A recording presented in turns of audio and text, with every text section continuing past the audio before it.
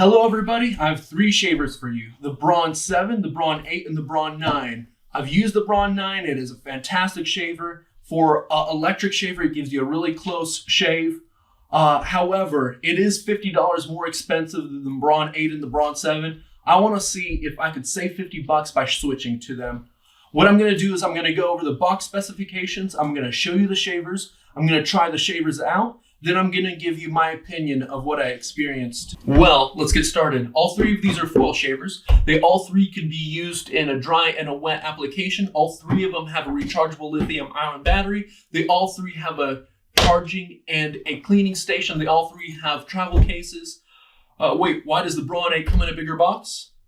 Let's find out. I see, okay. So I bought the Braun 8 at Costco, and that might be the only place where it's available. It looks like it still is a similar form factor shaver with the same stations, just in a bigger box. I'm going to open up these boxes and show you the shavers themselves.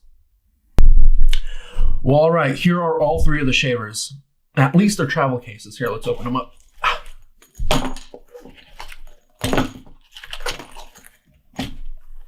As we can see, both the 8 and the 9 have a similar form factor, and the 7 looks completely different from both of these two. Just looking at the sizes, the 8 is definitely the smallest one out of the 3. The 7 has a nice thick handle. The 9 is a little bit thicker in the handle as well. The 8 is a little slimmer. The 8 has a little bit of color. What you don't see is that the 7 has a battery indicator and a hygiene indicator as well on the bottom. Other than that, the cutting heads and the foils themselves are very similar on the 7 and the 8. On the 9, we have 2 trimmers instead of 1 between the foils. The 9 is supposed to also have 10 degrees of flexibility in the heads versus the 8 and the 7, which only have 8 degrees of flexibility. We can see that the 8 and the 9 both have trimmers that only extend out a little bit outside of the shaver body. The 7 has a trimmer that extends out much further, so that could help reach harder to reach places. What else could be seen on the 7 that can't be seen on the 8 or 9 is the ability to control the closeness of your shave. And so you could see a plus and a minus button right here. The plus will give you a closer shave, the minus will give you a further away shave, which is good for sensitive skin. Other than that, this is what the backs of the shavers look like.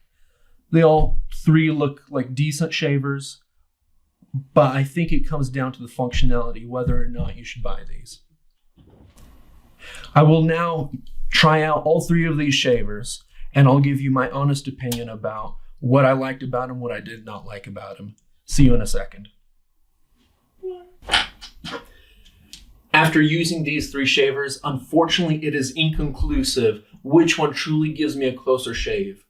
Even though it really did seem like the 7 was able to clean up after some of the work that the 9 did.